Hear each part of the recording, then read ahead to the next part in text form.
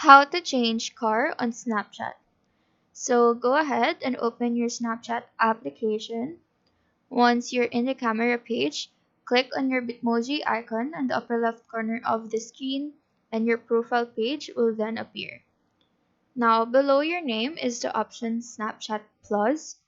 Unfortunately, this car feature is only available to this feature, the Snapchat Plus. And since I don't have this yet, I will just show a screenshot of what your screen should look like if you're subscribed to the Snapchat Plus. So as you can see, here is the window and what you need to click is the map appearance. This me and car buttons will then show, so click on the car and from here you can choose car from the available options and your car on the map will then be changed. So that is how to change car on Snapchat. Do let us know if this video helped you out, and if you have any question, feel free to drop them down below. Thank you for watching and have a nice day.